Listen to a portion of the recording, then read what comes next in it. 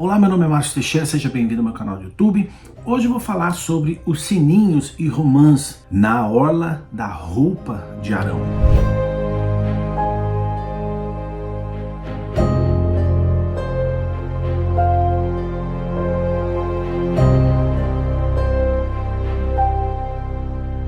Bem, esse vídeo faz parte da série do Tabernáculo de Moisés, que é um estudo bastante aprofundado que eu tenho aqui no canal. Tem algumas pequenas passagens desse enorme compêndio de ensinos que Deus deixou que eu não consegui cobrir. E esse era um deles. E Deus tem me incomodado nesses últimos tempos de terminar essa série, de continuar levando adiante.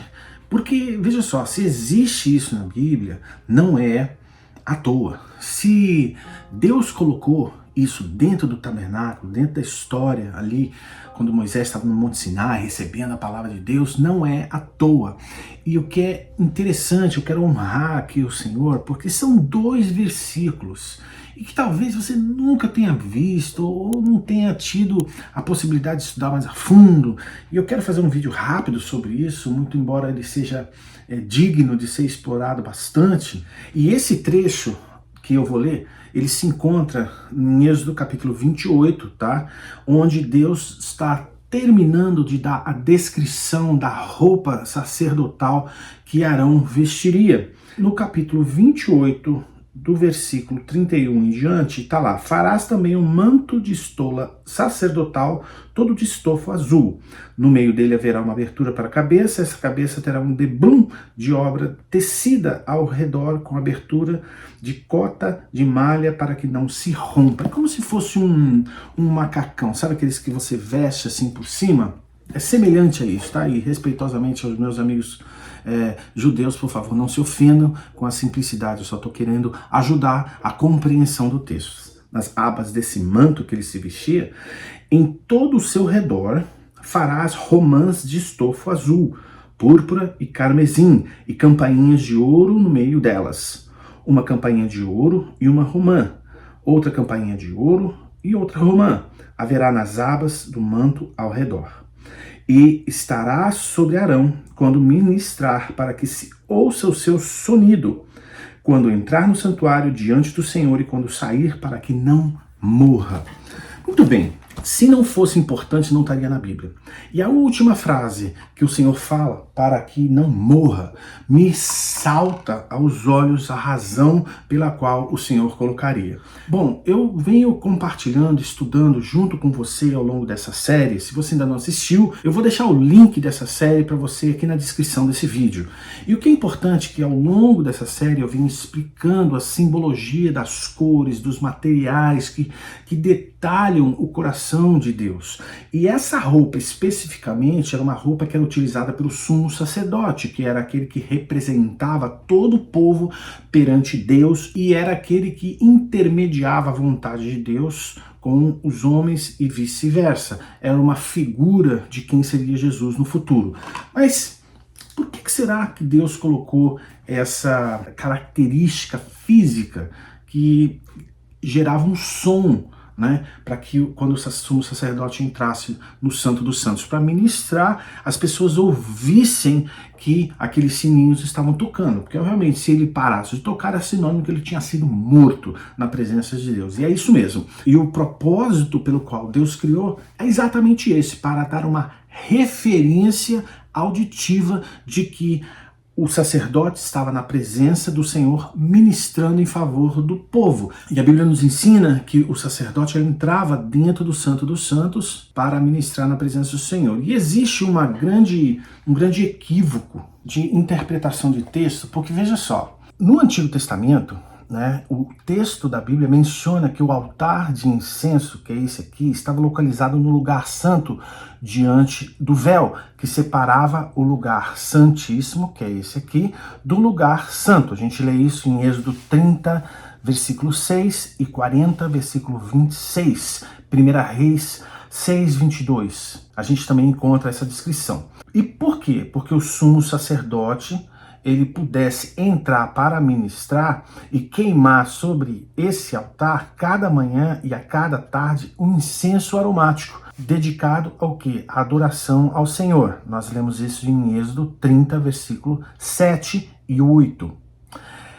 Embora localizado geograficamente dentro desse ambiente aqui, esse altar era tido como tecnicamente dentro do Santo dos Santos. Olha que incrível que a gente lê em Hebreus capítulo 9, versículo 2 em diante. Foi preparado um tabernáculo. Na primeira parte estavam o candelabro, a mesa e os pães da proposição. A esse se chama o santo lugar. Depois do segundo véu estava o tabernáculo, que se chama o Santo dos Santos, que tinha o altar de ouro do incenso e a arca da aliança, toda coberta de ouro, na qual estava um vaso de ouro e continha o maná e a vara de Arão que estava brotado e as tábuas da aliança.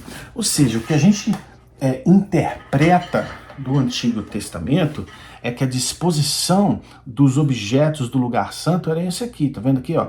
Mas não é o que Hebreus está falando, então a Bíblia não se contradiz. E a resposta para isso é que existe um erro de interpretação de quem lê, e esse inclui a mim e de repente a pessoa que está acostumada a ler, que o altar de incenso estaria desse lado. Deus falou que estaria de frente do véu, de frente da Arca da Aliança, mas ele não falou de qual lado que estaria. Hebreus nos revela que esse altar aqui existia dentro do contexto onde estava a Arca da Aliança, e faz todo o sentido.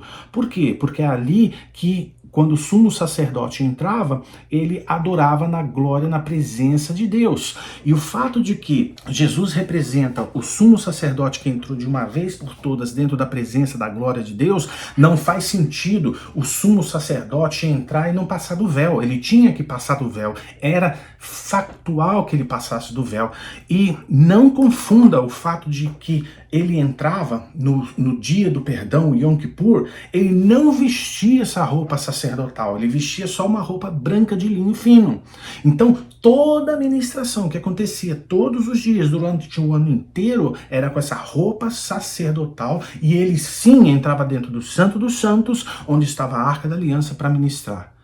Aí agora a gente vê esse detalhe da roupa que Deus deu. Por que será que Deus deu esse detalhe? Por quê? Porque quem trabalhava dentro do tabernáculo, junto com o sumo sacerdote, ficava atento para ver o que ia acontecer, o que ia ser ministrado. Por quê? Porque quando ele entrava na presença de Deus, Deus falava. A Bíblia diz que Deus falava entre os querubins.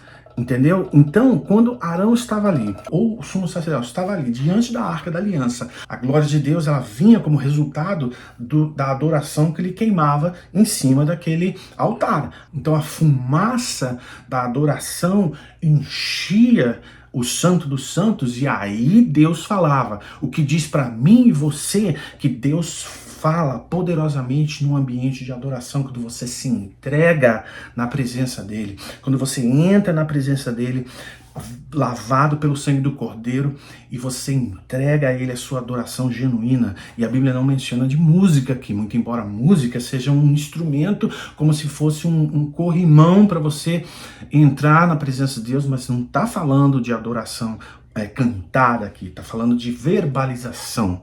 E a gente vê essa dinâmica acontecendo entre o povo ficar atento para saber o que estava rolando ali no Santo dos Santos, na história de Zacarias, pai de João Batista, quando ele está no templo, e a Bíblia diz que ele estava onde? Ele estava do lado exatamente desse altar. E aí o anjo do Senhor aparece ali. E esse anjo entrega a palavra de que a esposa dele estaria grávida, esperando um filho. E ele fica mudo porque ele não acredita. E a Bíblia diz que quando ele sai pelas portas, o povo estava apreensivo e sabia que Deus tinha falado alguma coisa, porque ele estava mudo, ele não conseguia falar. Mas veja, ele saiu vivo. E se Zacarias estava naquele local, ministrando na glória de Deus, ministrando na presença de Deus, no templo, ele era pai. Ele era um sumo sacerdote na época, e o filho dele herdaria o seu local como sumo sacerdote de Israel, João Batista. E que não foi o caso, porque ele largou aquele contexto todo de religião e foi viver no deserto, e enfim, aí é outra história para outro vídeo. Mas voltamos lá para o sininho. Quando Deus fala isso para que não morra, é porque o Senhor sabia que primeiro haveriam sacerdotes que morreriam e que eles teriam que ser arrastados de dentro, porque ninguém podia entrar naquele local. Eles tinham que ser removidos do lugar santíssimo, do Santo dos Santos, e o seu cadáver tomar o rumo que, segundo a lei dos judeus, era prescrito, né? Mas o que é importante para a gente hoje? Importante para a gente hoje é que, em primeiro lugar, a nossa roupa que a gente veste para entrar na glória de Deus, na presença de Deus, dignifica a pessoa de Deus e a sua postura como adorador diante de Deus. Os barulhinhos não tem nada a ver com barulho de louvor e adoração, não tem nada a ver. Se Deus deu as cores para aquele sininho, olha o que a Bíblia fala no 33. Romãs com fios de tecido azul celeste, púrpura escarlate, carmesim. Veja só, essas três cores representam, primeiro o azul celeste representa o céu, ou seja, o azul celeste representa o céu, ou seja, é o acesso à glória de Deus. Então, lembra-se, sacerdote, aonde você está pisando com os seus pés. Aí a próxima cor é púrpura escarlate, que é um roxo, né? E isso representa a majestade de onde você está entrando.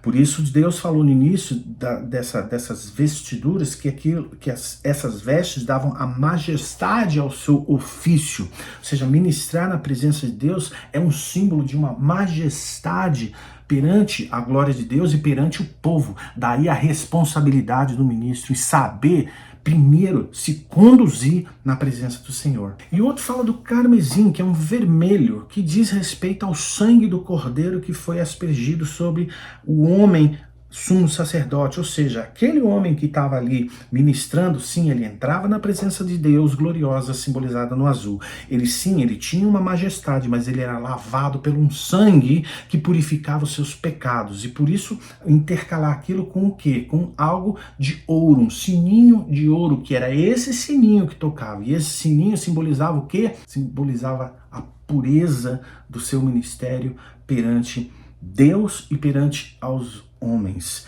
Então, isso era uma maneira do próprio Criador avisar o ministro, ó, muito cuidado, se lembra aonde você está pisando. Cada passo que ele dava em direção à glória de Deus, aquele sininho tocava.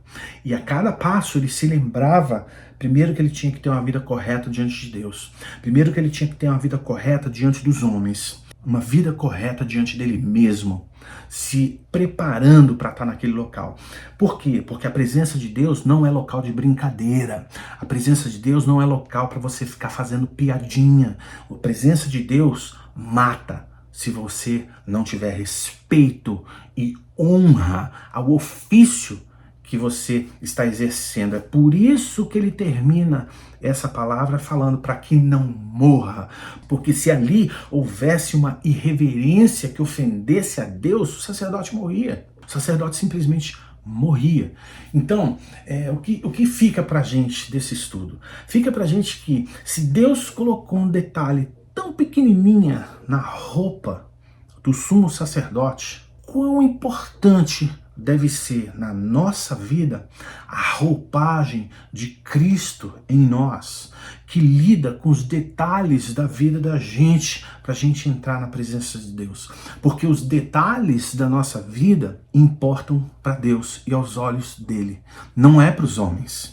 Então, se você acha que você vai fazer muita coisa na frente do povo, porque você está lá ministrando e aquela roupa sua, que você se veste, o cabelo, aquela coisa maravilhosa, muito cuidado para que a roupa que você vista não traga atenção para você. Porque as pessoas podem se enganar pelo fato de estar ministrando na presença, na glória de Deus, vão se emperequetar muito, mas por dentro a sua vida está podre. E Deus está olhando o que? O coração. Hoje nós vivemos num tempo onde Deus não está mais preocupado com esses detalhes da ministração como existia naquela época. Muito embora, quando restabelecer o terceiro templo, isso vai voltar tudo para os judeus. Entendeu? Mas para nós que vivemos numa época da graça, isso fala muito mais alto, porque fala do momento invisível, porque a glória de Deus se manifesta onde você está. Quando você entrega a sua adoração, espírito em verdade, a glória vem e Deus fala. Agora, muito cuidado para que essa adoração não seja mascarada pelas falsas impressões de que a aparência externa é que vai contar. Deus conhece o que está no nosso coração.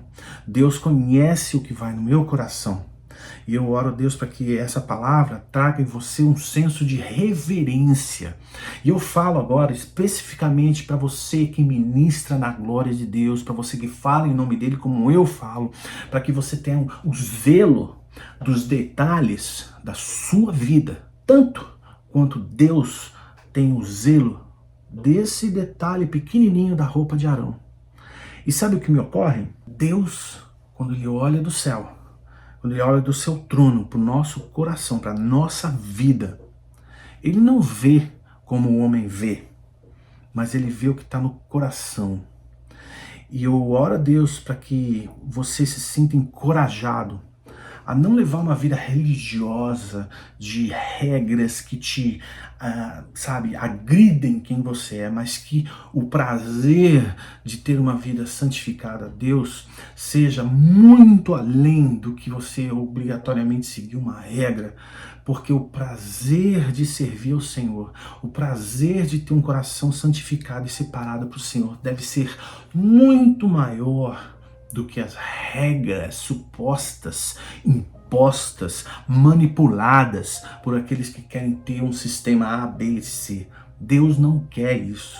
Deus quer um relacionamento sincero de coração para coração. Mas os detalhes são importantes. E é tão verdadeiro o que eu estou te falando, que Deus fez questão de guardar um desses sininhos pequenininhos que foram muito recentemente encontrados numa escavação em Israel, para que nós lembremos da veracidade das Escrituras e da grandeza do coração do Pai a nos dar os detalhes da palavra. Então, que essa palavra tenha abençoado a sua vida hoje e que você possa crescer no seu relacionamento com o Senhor cada vez mais, tá? Deixa seu recado aí, escreve sua mensagem, clica no botão de like e compartilha essa série com seus amigos, a galera do WhatsApp, porque o dia da entrada triunfal na glória do Senhor vai chegar. E a pergunta é: como estarão os detalhes da sua vida naquele dia? Deus te abençoe e até o próximo.